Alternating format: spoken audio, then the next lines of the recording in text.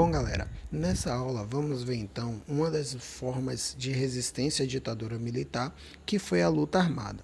Falar em guerrilha nos anos 60 arrepiava muita gente. Ela parecia ser a grande arma de libertação dos povos do terceiro mundo. Depois do AI-5, não havia mais espaço para legalidade. Só a luta armada poderia libertar o Brasil, na visão de algumas pessoas.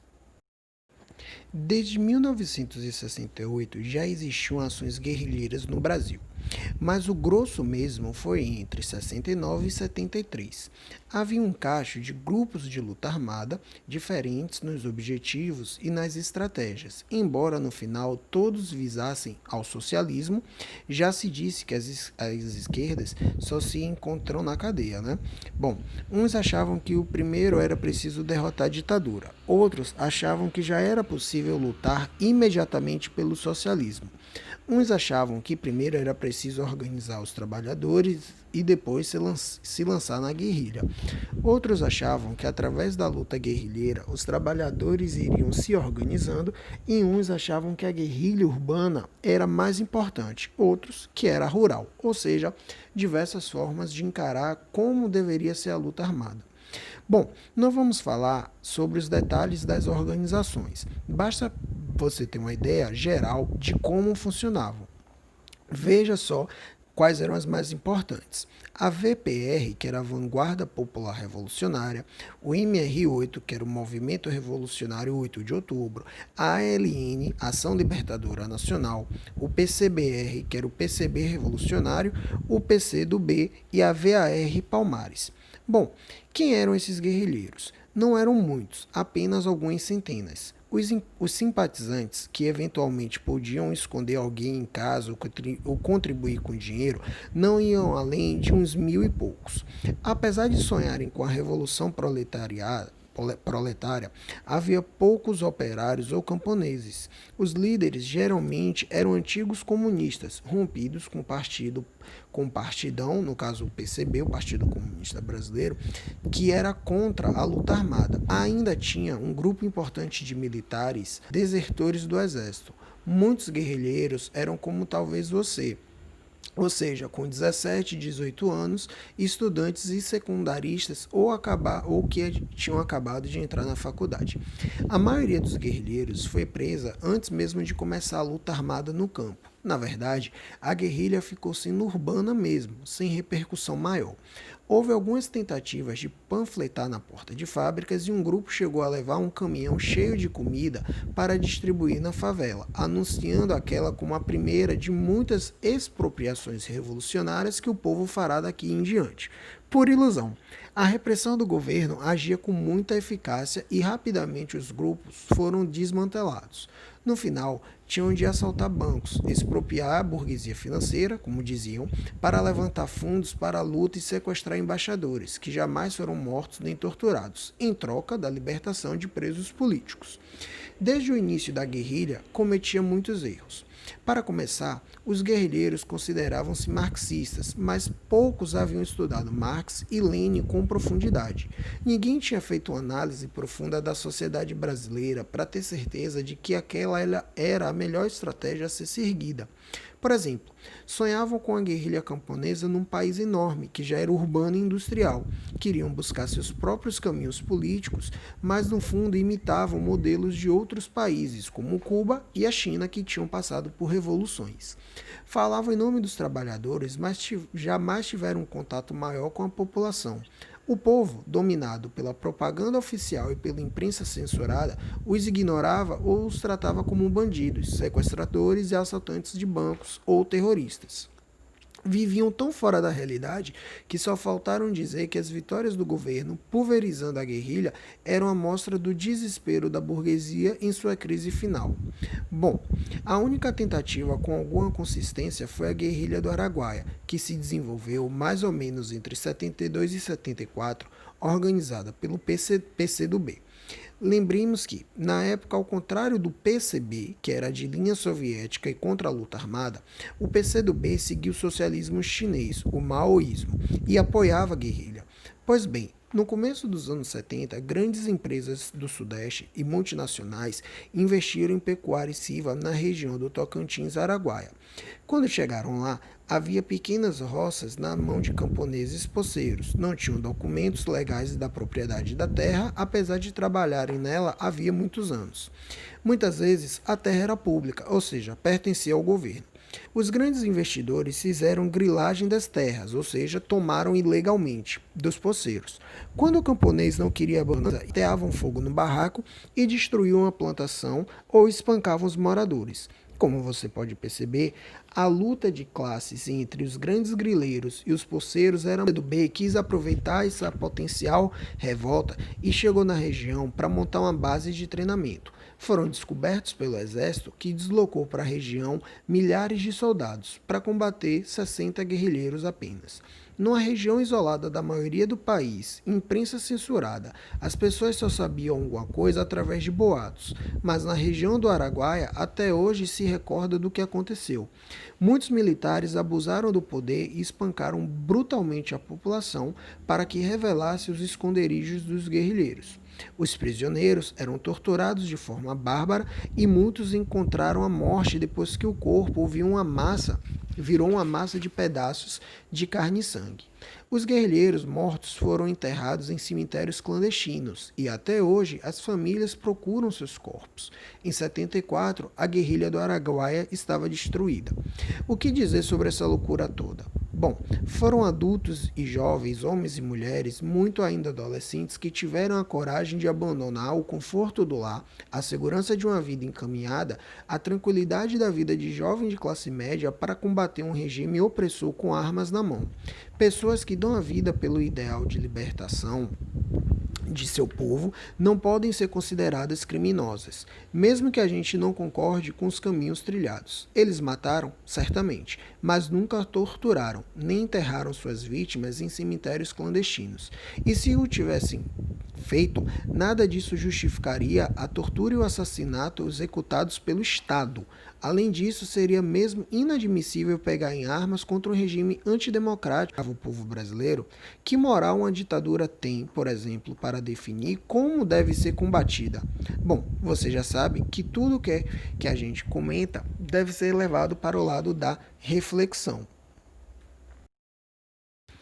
Entre os grandes comandantes guerrilheiros, podemos destacar Carlos Marighella, que nasceu em um lar humilde aqui na Bahia e filho de pai italiano com a mãe brasileira descendente dos alçais, povo escravizado durante o período colonial do Brasil. Quando estudava engenharia em Salvador, Marighella aderiu ao Partido Comunista, o PCB, e a partir daí sua vida seria marcada pelo vigoroso espírito de luta. Foi preso e torturado pela polícia de Getúlio Vargas e Marighella impressionou seus captores por sua coragem e força física. Em 46, foi deputado e incansável na defesa dos interesses da população trabalhadora. Logo depois do golpe de 64, Marighella foi cercado pela polícia dentro do cinema, resistiu à prisão e foi baleado. Bom, ele ainda teria fundado a ANL, a Ação Libertadora Nacional. Em poucos meses, Marighella foi considerado o inimigo principal do regime militar. No dia 4 de dezembro de 69, caiu numa emboscada e foi morto pela polícia em São Paulo. Bom, vamos falar agora então sobre a questão da repressão durante a ditadura militar. Faça o seguinte exercício de imaginação. Pense que você era um guerrilheiro naquela época. Documento falso, revólver escondido na cintura, olha assustado para qualquer pessoa da rua. Distante da família, dos amigos, de qualquer conhecido. Clandestino. Codinome, ou seja, nome inventado, nem os seus próprios companheiros sabiam sua identidade. Se fossem presos, não poderiam te revelar. Vocês se escondem num apartamento discreto no subúrbio e mudam de residência quase todo mês. Esse esconderijo é chamado de aparelho. Um dia, você tem um ponto, ou seja, um encontro marcado com outro guerrilheiro. Ele não aparece. Provavelmente caiu, ou seja, foi preso. Em algumas horas, debaixo de muita pancada, pode ser que ele abra, ou seja, que ele delate. Os miganhas logo vão chegar. É preciso desativar o aparelho rápido. De repente chega a polícia. Tiroteio, mortes. Se você escapar com vida, vai direto para o porão. Bom, agora sim você vai sentir na pele o que foi a face mais dura do regime militar. A tortura. Não houve guerrilheiro preso que não fosse barbaramente torturado. Ficar pendurado no pau de arara, um cavalete em que o sujeito fica preso pela barra que passa na dobra do joelho com os pés e mãos amarrados juntos. É um dos piores suplícios. Além disso, pontapés, queimaduras de cigarros, choques elétricos, alicates arrancando os mamilos, banhos de ácido, testículos amassados com alicate, arame em brasa introduzido pela ureta, dente arrancado a pontapés. A lista de atrocidades é interminável.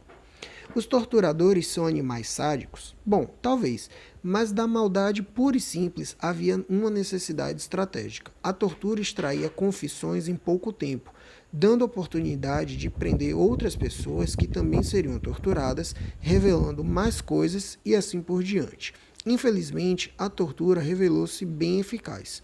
Houve muita gente, entretanto, que não falou nada. Veja bem, bastava contar tudo que a tortura, essa era a diabólica proposta. Imagine-se no lugar de uma pessoa presa, apanhando feito um cão, nu, sangrando, com a cabeça enfiada num balde cheio de fezes e às vezes vômito dos outros. Algumas frases e você seria mandado para um hospital. No entanto, muitos não falaram. Bravamente, recusaram-se a colaborar. Cortos sob tortura tinham o caixão lacrado para ninguém ver o cadáver arrebentado. O laudo oficial do IML dizia que a morte tinha ocorrido em tiroteio com a polícia. Uma geração que pagou um alto preço por seus sonhos, pagou com o próprio sangue. Por isso, se hoje podemos falar abertamente sobre diversos temas de maneira democrática, muito disso se deve às pessoas que deram sua vida para que um dia o nosso país tivesse muito mais democracia e se livrasse da ditadura militar. Bom, mas afinal, quem eram os torturadores? Onde as pessoas eram torturadas? Ao contrário do que se possa pensar, a tortura não era feita em um lugar escondido, uma casa no subúrbio ou uma fazenda afastada de tudo. Não. Infelizmente, as pessoas eram torturadas em lugares públicos, na frente de muitas testemunhas. Claro que a maioria dos militares não teve nenhum envolvimento direto com a tortura. Muitos sequer sabiam que ela estava acontecendo, mas é inegável que os torturadores ocupavam importantes posições no aparelho repressivo do Estado. Eram policiais civis, policiais militares, agentes da Polícia Federal, delegados da aeronáutica, médicos que avaliavam a saúde da vítima e autorizavam a continuação da... Deixa saber que alguns desses monstros permanecem ainda na polícia, nas Forças Armadas e que foram anistiados pelo general Figueiredo em 79, ou seja, foram perdoados. Nesse país, jamais um torturador sentou no banco dos réus. A ditadura não se manteve só com violência física. Ela soube-se também valer de uma propaganda ideológica massacrante. Numa época em que todas as críticas ao governo eram censuradas, os jornais, a TV, os rádios e revistas transmitiam a ideia de que o Brasil tinha encontrado um caminho maravilhoso de desenvolvimento e progresso. Reportagens sobre grandes obras do governo e o crescimento econômico do país convenciam a população de que viviam numa época incrível. Nas cantavam ninguém segura esse país. Os guerrilheiros eram apresentados como, entre aspas, terroristas, inimigos da pátria ou agentes subversivos. Contra eles, passava a acusação de terem pegado em armas contra os brasileiros. E as Forças Armadas tinham feito o quê, por exemplo? Qualquer crítica era vista como coisa de comunista, de baderneiro. Houve até quem chegasse ao cúmulo de acusar os comunistas de responsáveis pela difusão das drogas e da pornografia na nossa sociedade. O futebol, como não poderia deixar de ser, foi utilizado como arma de propaganda ideológica. Na época, a esquerda se perguntava: o futebol aliena os trabalhadores é o ópio do povo? E houve até quem torcesse para que o Brasil, por exemplo, perdesse a Copa de 70. Bom, diante de tudo isso, além do futebol, os brasileiros conheceram uma nova paixão, o automobilismo, que até hoje o mundo só teve um único piloto capaz de vencer na sua estreia na Fórmula 1, o piloto Emerson Fittipaldi. Nas escolas vivia-se um clima de ufanismo, ou seja, exaltação da pátria. Todo mundo tinha de acreditar no Brasil e que o Brasil estava se tornando um país maravilhoso. Nos vidros dos carros, os adesivos diziam: Brasil, ame-o ou deixe-o. É como se os perseguidos políticos foragidos tivessem se exilado por antipatriotismo, um pontapé na verdade. Claro que essa euforia dos anos 70 não vinha só das vitórias esportivas e da máquina de propaganda do governo. Em realidade, o país vivia a excitação de um crescimento econômico espetacular. Era o chamado tempo do milagre econômico que vamos discutir na próxima videoaula.